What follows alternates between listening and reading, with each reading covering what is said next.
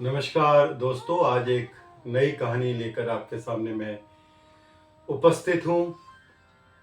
ये मैंने कहीं सुनी थी तो मुझे लगा आप लोगों के साथ बांटना ज़रूरी है। कभी आप दक्षिण भारत के शहर मदुरै जाना हो तो एक बार मीनाक्षी अम्मन टेम्पल के बाहर ज़रूर रुकिएगा।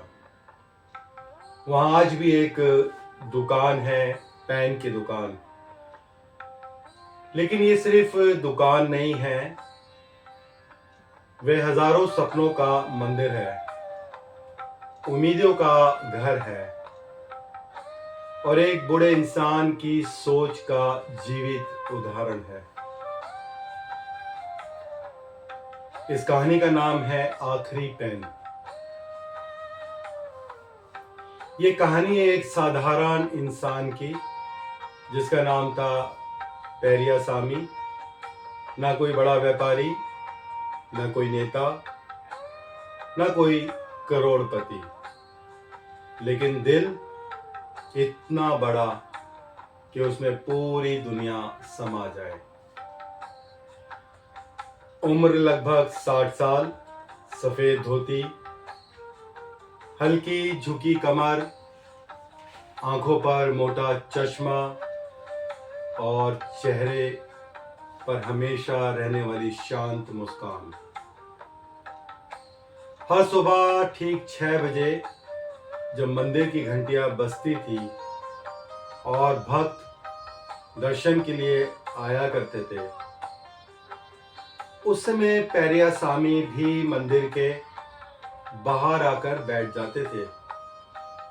उनके सामने एक छोटा सा पुराना कपड़ा बिछा होता था जिस पर कुछ पेन, कुछ पेंसिल, रबड़ और शार्पनर हुआ करते थे और 2-4 कंपास बॉक्स भी होते थे। बस यही उनकी छोटी सी दुकान थी। दिन भर लोग आते जाते रहते, लेकिन उनकी दुकान पर बहुत कम लोग रुकते थे, क्योंकि वहां सिर्फ सामान नहीं मिलता था, वहां हौसला मिलता था। पेरियासामी उनका एक अजीब सा नियम था। जब भी कोई बच्चा घबराया हुआ उनके पास आता और धीरे से कहता, दादा एक पेन चाहिए, तो वो तुरंत पेन नहीं देते थे। पहले मुस्कुराकर पूछते, बेटा क्या आज परीक्षा है? बच्चा डरते डरते कहता, हाँ दादा, आज गणित का पेपर है और मैं पेन घर पर भूल आया हूं। तब पेरियासामी अपनी दुकान में रखी हुई सारी पेन में से सबसे अच्छा पेन निकालते और उसे बड़े प्यार से बच्चे के हाथ में रखते और कहते, ये लो बेटा, ये लकी पेन है, जाओ 100 में से 100 नंबर लाना। बच्चे के चेहरे पर अचानक मुस्कान आ जाती थी, उसका डर जैसे गायब हो जाता था। फिर बच्चा जेब टटोलते हुए पूछता, दादा कितने पैसे हुए? और यही वह पल होता था जब पेरियासामी बाकी दुकानदारों से अलग हो जाते थे। वो मुस्कुराकर कहते, पैसे बाद में देना बेटा, पहले परीक्षा देकर आओ, फिर अपने नंबर बताना। बच्चे खुश होकर दौड़ जाते, लेकिन उनमें से ज़्यादातर कभी वापस नहीं आते थे, ना पैसे देने, ना नंबर बताने। लेकिन पेरियासामी ने कभी किसी को रोका नहीं, कभी किसी से पैसे नहीं मांगे। घर जाकर उनकी पत्नी थंगनम अक्सर परेशान हो जाती थी। वह गुस्से में कहती, क्या आप सच में पागल हो गए हैं? घर में राशन मुश्किल से आता है, किराया बाकी है, दवाई के पैसे नहीं हैं और आप बच्चों को मुफ्त में पेन बांट रहे हैं। पेरियासामी चुपचाप उनकी बातें सुनते, फिर धीरे से एक पुरानी डायरी निकालते। उस डायरी के पन्ने पुराने हो चुके थे, किनारे पीले पड़ चुके थे, लेकिन उसमें हजारों सपनों का हिसाब लिखा हुआ था। 12 मार्च 2010, रमेश, गणित की परीक्षा, पेन बाकी, यानी कि पेमेंट ड्यू।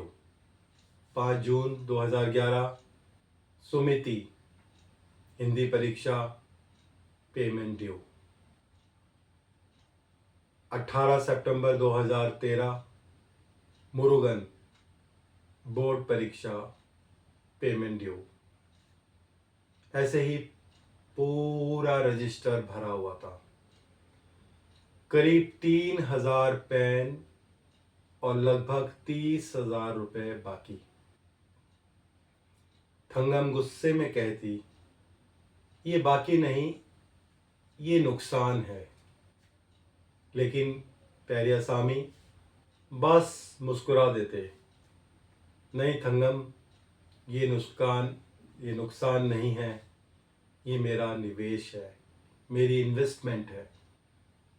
आज नहीं तो कल ये जरूर लौट कर आएगा। थंगम आह भर कर रह जाती। उन्हें लगता था उनका पति बहुत भोला है, दुनिया की चालाकियां नहीं समझता। फिर देखते ही देखते 20 साल गुजर गए। अब पेरियासामी 80 साल के बुजुर्ग हो चुके हैं। आंखों से धुंधला दिखाई देता है, कानों से कम सुनाई देता है, हाथ कांपते हैं, लेकिन एक चीज अब भी नहीं बदली है।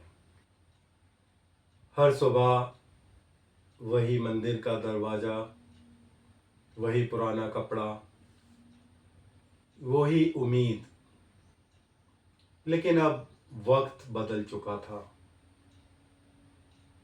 बच्चे जेल पेन इस्तेमाल करते थे, ऑनलाइन पढ़ाई होने लगी थी, लोग जल्दी में रहते थे। अब उनकी दुकान पर शायद ही कोई रुकता था। कई बार तो पूरा दिन यूं ही निकल जाता था और एक पेन भी नहीं बिकता था। फिर एक सुबह मंदिर के बाहर अचानक एक बड़ी चमचमाती हुई गाड़ी आकर रुकी। लोग हैरानी से देखने लगे।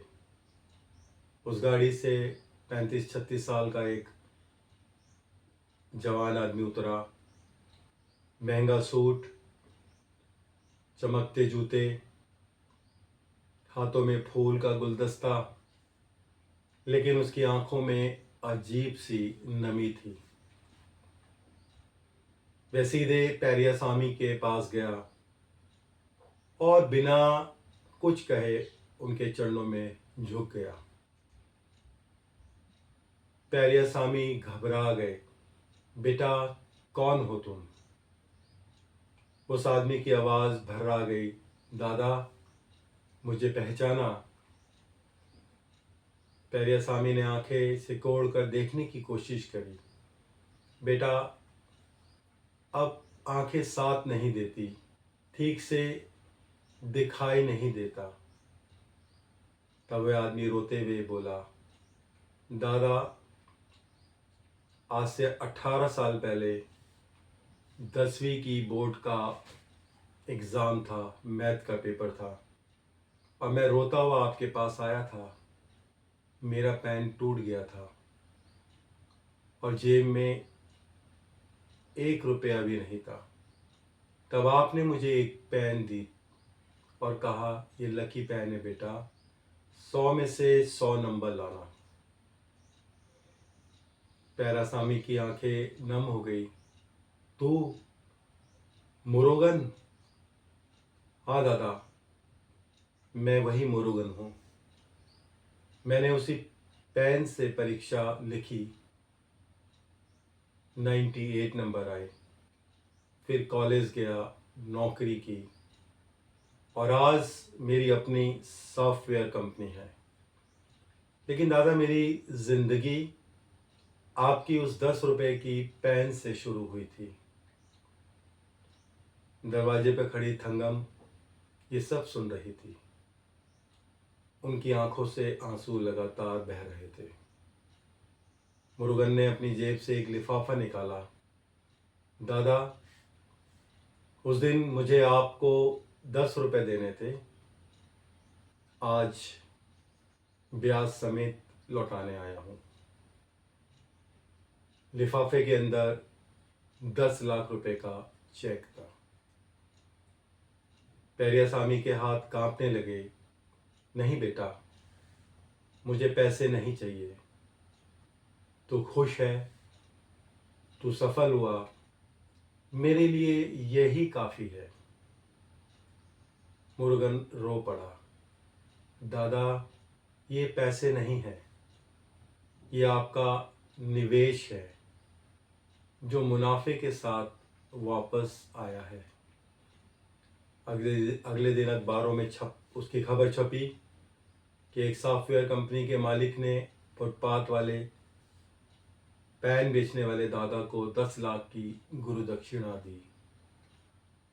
और फिर कुछ ऐसा हुआ जिसकी किसी ने भी कल्पना नहीं की थी। दूसरे दिन एक और गाड़ी आई। दादा, मैं सुमति हूँ, आपकी पेन से हिंदी की परीक्षा लिखी थी, आज मैं स्कूल में शिक्षिका हूँ। फिर रमेश आया। दादा, मैं आज ऑडिटर हूँ, मेरी ज़िंदगी की पहली बैलेंस शीट आपके पेन से लिखी गई थी।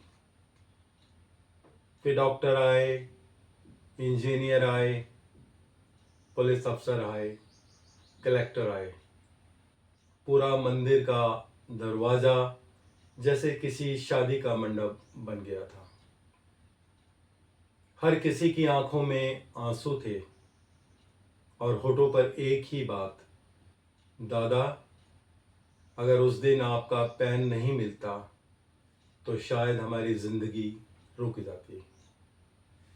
थंगम ने कांपते हाथों से पुरानी डायरी खोली। 3,000 नाम, 30,000 रुपये बाकी। लेकिन उस दिन जो लौट कर आया उसकी कीमत पैसों में नहीं थी। वो सम्मान था, दुआएं थी, हजारों सफल जिंदगियों का प्यार था। पेरियासामी रो पड़े और आसमान की तरफ देखकर बोले, थंगम, मैंने कहा था ना, ये कर्ज नहीं थे, ये बीज थे। आज ये पूरा जंगल बनकर लौटे हैं। आज भी मीनाक्षी अमान टेम्पल के बाहर एक बड़ी दुकान है, पेरियासामी पेन स्टोर, और उस दुकान के बाहर एक बोर्ड लगा हुआ है। यहाँ परीक्षा देने आए विद्यार्थियों को पेन मुफ्त दी जाती है। बस अपने सपनों को कभी हारने मत देना। और सबसे खूबसूरत बात जानते हैं आप क्या है? आज भी हफ्ते में 2 दिन मुरुगन अपनी महंगा सूट उतार कर उसी दुकान में बैठता है और बच्चों को पेन देते हुए कहते हैं, ये लो बेटा, ये लकी पेन है, जाओ 100 में से 100 नंबर लाना। याद रखिए, आप किसी को सिर्फ पेन नहीं देते, आप उसे हिम्मत और उम्मीद देते हैं, उसके सपनों को टूटने से बचाते हैं। और यकीन मानिए, जो इंसान उम्मीद बांटता है वो कभी गरीब नहीं होता। वह दुनिया का सबसे अमीर इंसान होता है। शुक्रिया।